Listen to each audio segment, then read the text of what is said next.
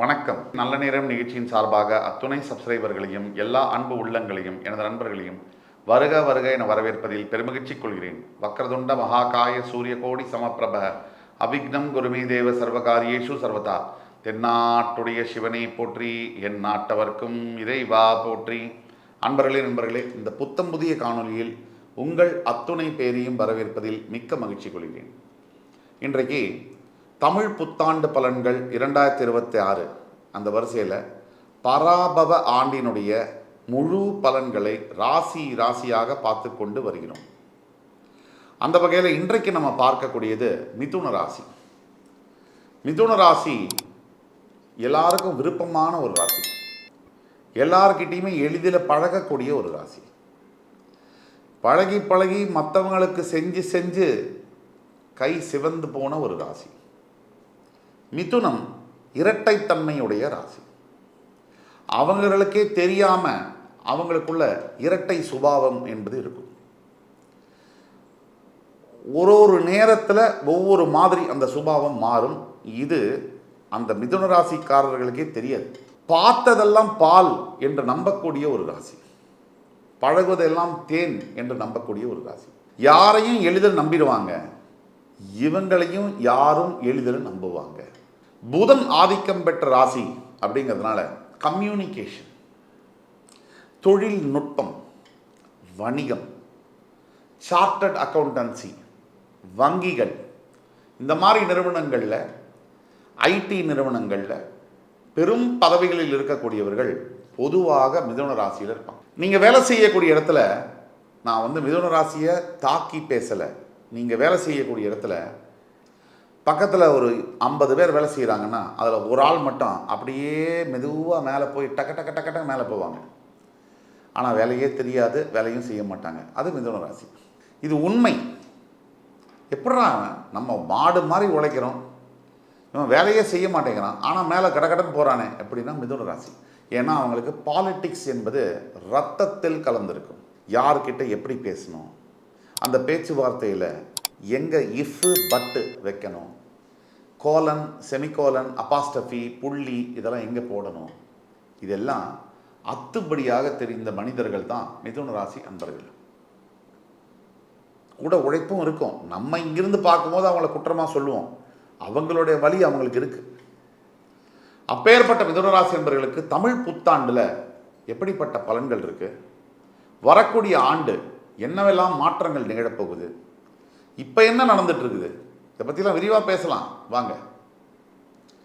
மிதுன ராசி ஒரு அபூர்வமான ஒரு ராசி. காலபுருஷ தத்துவத்துக்கு 3ஆம் வீடு இந்த ராசி. புதன் ஆதிக்கம். இந்த புதன் ஒன்றும் சும்மா இல்லைங்க. படிப்பே இல்லாமல் பாறை ஆளக்கூடியவர்கள், படிப்பறிவு இல்லாமல் இந்த உலகத்தை ஆண்டவர்கள், ஆட்சி நடத்தியவர்கள் யார்? பெரும்பாலும் மிதுனம். உலக அறிவு இவர்களுக்கு அதிகமாக இருக்கு இல்லையா? இந்த உலக ஞானம் அது ரொம்ப முக்கியமாச்சே. தவிர ஞானமே இல்லாதவனோ இந்த வாயில் வடை சுடுறது யாரு? நிறைய அரசியல் புரோக்கர்ஸு, இந்த பாலிட்டிக்ஸில் இருக்கக்கூடிய பல பேர் வாயில் வடை சுடுவாங்க. எதுவுமே இருக்காது, திறமை, படிப்பு, அறிவு எதுவுமே இருக்காது. ஆனால் வாயில் அவங்க பேசுகிறத பார்த்தோம்னா நம்ம நம்பிடுவோம். அது மிதுனம். அப்பேற்பட்ட மிதுனம் இந்த ஆண்டு உங்களுக்கு 10ஆம் இடத்தில் சனி பகவான் வந்திருக்கிறார். உங்களுடைய 9ஆம் வீட்டில் ராகு இருக்கிறார். உங்கள் ராசியிலேயே ஜூன் 2 இன்னும் ஒரு 1.5 மாதத்துக்கு குரு இருக்கார். அதுக்கு பிறகு குரு உங்களுடைய 2ஆம் இடத்துக்கு போய் உச்சமாகி உங்களுடைய 6, 8, 10 வீடுகளை பார்ப்பார். இப்போதைக்கு உங்கள் ராசியின் 3ஆம் வீட்டில் கேது இருக்கிறார். இதுதான் நிலைமை. இதுக்கு என்ன பதில்?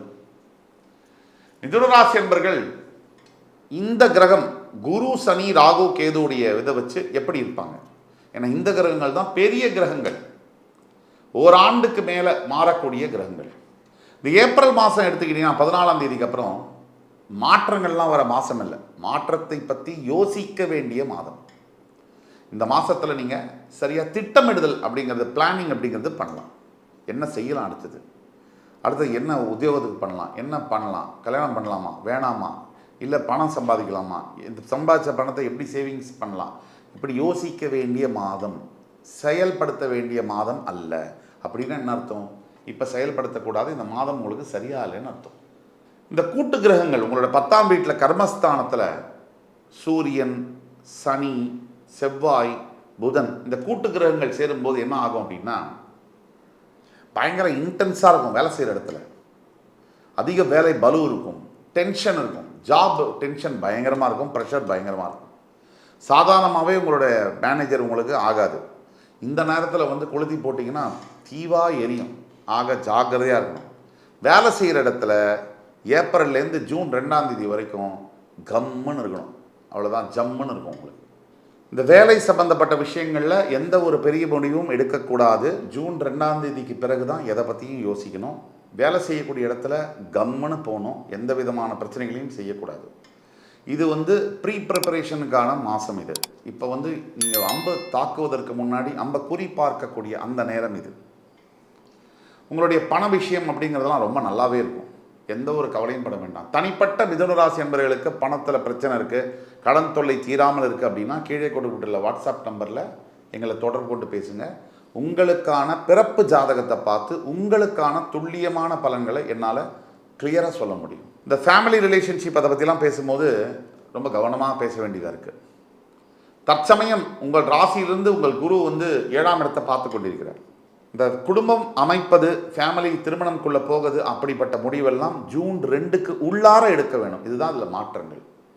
ஜூன் 2க்கு பிறகு அதை தள்ளி போடணும். ஜூன் 2க்கு முன்னாடி திருமணம் செய்து கொள்ளலாம், இல்லை காதலிக்கலாம். அந்த முடிவெல்லாம் ஜூன் 2க்கு முன்னாடி எடுக்கணும். இதுதான் இதில் உள்ள வித்தியாசம். அதே மாதிரி படிக்கக்கூடிய மாணவ மாணவர்களுக்கு பார்த்தீங்கன்னா ஃபஸ்ட் கிளாஸாக இருக்குது டைம். மிதுன ராசியில் இருக்கக்கூடிய ஸ்டூடெண்ட்ஸுக்கு த பெஸ்ட்டு டைம். படிக்கலாமா, உங்களுக்கு என்ன வேணுமோ நீங்கள் படிக்கலாம். நீங்கள் நினச்ச இடத்துல நினச்ச நேரத்தில் அந்த அட்மிஷன் கிடைக்கும். தைரியமாக படிங்க, நிறையா ஜெயிச்சுட்டு வாங்க. அதே மாதிரி ஹெல்த்து ஆரோக்கியம் பற்றி பேசும்போது பெரிய ஹெல்த் இஷ்யூலாம் எதுவுமே வராது. ஆனால் பிரயாணத்தை மேற்கொள்ளும் போது, ட்ராவல் பண்ணும்போது மட்டும் ஜாக்கிரதையாக இருக்கணும். கண்டதை சாப்பிட்றது, கண்டதை அப்படியே ஃபோன் பார்த்துட்டு 2 மணி வரைக்கும் தூங்காமல் இருக்கிறது, இதெல்லாம் செய்யக்கூடாது. மிதுன ராசிக்கு தற்சமயம் என்ன அப்படின்னு கேட்டிங்கன்னா, ஜென்மகுருவால் பெரிய பாதிப்புகளை பார்த்துருக்கீங்க. அது உங்கள் உடல் ஆரோக்கியத்தை மட்டும் இல்லாமல் உங்களோட நிம்மதி, உங்களோட குடும்ப நிம்மதி எஸ்பெஷலாக தொலைஞ்சிருக்கு. இந்த கணவன் மனைவி, மிதுன ராசிக்குள்ளே இருக்கக்கூடிய கணவன் மனைவிக்குள்ளே வர்ற சண்டை தலைவன் தலைவி திரைப்படத்தில் வரும் பாருங்க, அந்த மாதிரி அவங்க 2 பேரும் ஒன்றா சேர்ந்தாலும் ஊரில் இருக்கிறவங்கலாம் குழம்பி சின்னாபின்னமாயிருவாங்க பாருங்க, அந்த மாதிரியான அமைப்பில் இருக்குது. தவிர கணவன் மனைவி விவாகரத்து கேஸ்லாம் கூட பல பேருக்கு நடக்குது. இதில் குழந்தைகள் தவிப்பது என்ன, நடுவில் மாட்டிக்கிட்டு அப்பா வந்து குழந்தைங்களை பார்க்க முடியாமல் இருப்பது என்ன, இது ஒரு ட்ரெண்ட் இல்லை. இப்போ ஒரு அப்பா வந்து குழந்தைங்களை வந்து பார்க்க முடியாது, அது ஒரு ட்ரெண்டு. அந்த மாதிரி இருப்பது என்ன. ஆக இதெல்லாம் குடும்பத்துக்குள்ளே ஏகப்பட்ட பிரச்சனைகள். சில கணவன்மார்களும் தவறு செய்கிறார்கள், சில மனைவிமார்களும் தவறு செய்கிறாங்க. இப்போ இதெல்லாம் போய் யார் தலையில் விழுது அப்படின்னா, அந்த எதுவும் பாவம் செய்யாத ஒரு குழந்தைங்க மேலே போய் விழுது. அந்த குழந்தைங்க வந்து அம்மா யார் அப்பா யாருன்னு தெரியாமல் மிதுன ராசி பிறந்த குழந்தைகள், மிதுன ராசிக்காரர்களுக்கு பிறந்த குழந்தைகள் அவஸ்தைப்படுகிறார்கள். இதெல்லாம் மாறக்கூடிய ஒரு காலம். ஜூன் 2ஆம் தேதிக்கு பிறகு இதெல்லாம் மாறும். அதே மாதிரி மிகப்பெரிய விஷயம் என்ன அப்படின்னா, மிதுன ராசி நண்பர்களுக்கு இப்போது வெளிநாட்டில் யாராவது ஒர்க் பண்ணணும், இல்லை கல்யாணம் பண்ணணும், இல்லை எங்களுக்கு வந்து ஒரு படிக்கணும், இந்த மாதிரி காலகட்டங்களுக்கு ஒத்த காலகட்டமாக இருக்குது. இந்த 10ஆம் வீட்டில் கூட்டு கிரகங்கள் இருக்கிறத மட்டும்தான் நீங்கள் கொஞ்சம் கவனமாக பார்க்கணும். இதனால் வேலை செய்யக்கூடிய இடத்துல முதுகில் குத்துறது, பின் கூடவே இருந்து குழிப்பறிக்கிறது, இப்போவே நீங்கள் இதெல்லாம் உஷாராயிடணும். வேலை செய்யக்கூடிய இடத்துல எப்படி வந்து சிறந்த நண்பர்கள் இருக்க முடியும்? எல்லாரும் போட்டியாளர்கள் தாங்க.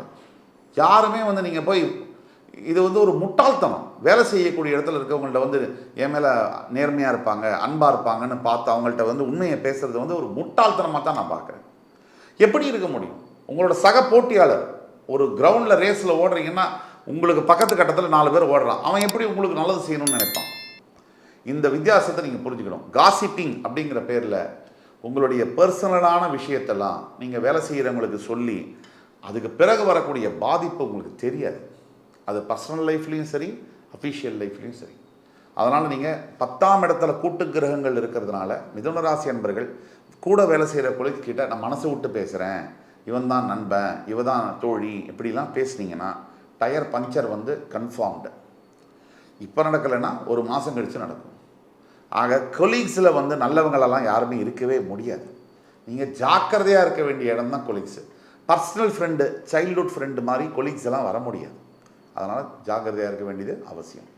தவிர 9ஆம் இடத்தில் இருக்கக்கூடிய